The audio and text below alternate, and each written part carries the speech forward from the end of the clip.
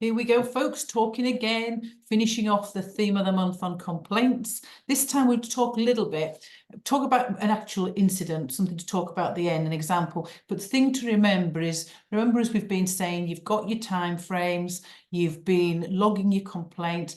Make sure you've got a track, and on that tracker, you're putting in the outcomes, you know what you're doing, you're looking for trends. And if you get any learnings from it, make sure you share them and keep all of these things as evidence, because that improving of the service and that evidence, it's clearly showing that CSP standard that we mentioned earlier, 9.3, and the HCPC standard 8, isn't it? It's all about the complaints of standard performance and ethics.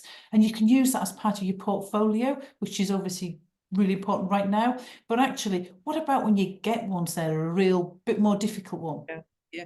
What happens if I'm a patient and I want to complain about you as a physio or about one of your physios in your team? Yeah. Then where do we go then? And so that's why it's really important to have that process, so that you go to your process, so that you will acknowledge, you will investigate, you will get back within that time frame, which gives you a model to actually be working to. Now, if you're a sole practitioner, it's really difficult. Yeah. So maybe you can't investigate yourself. So maybe ask a peer to come and have a look and look at what you've done, or what the complaint is about, and actually do let them do an investigation on it.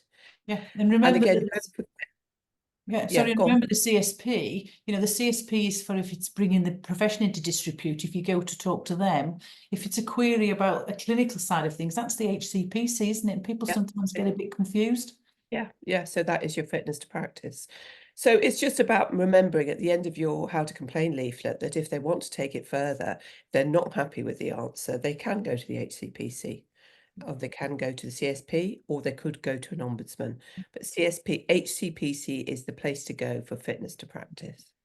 So we hope these chats have given people a few more things to think about, clearly showed why you've got to have that process in place, and giving you some things to personalise that process. It's your process and your way of doing it.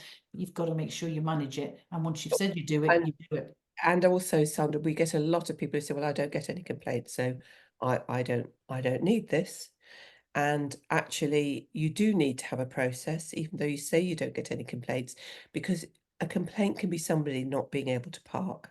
Yeah, it can be anything. It can be anything. Yeah. So if supposing somebody's saying, I can't park, it's really difficult, log it, track it, notice how many you're getting, and then to actually improve the patient's journey and expectations and satisfaction of their overall sessions with you, is to actually go and think, is there anything I can do about the park? Yeah. And it's all learning, and you can all use it as evidence. You can reflect on it. And as you say, it takes the emotion out and hopefully makes the process far cleaner, far easier, if you ever find yourself in that situation. Yeah. So we hope this has been useful, a different way of us doing the tips. And yeah, we'd love to hear any comments you have, or, get in touch. We'd love to hear from you. And we'll see you next month for the next theme of the month.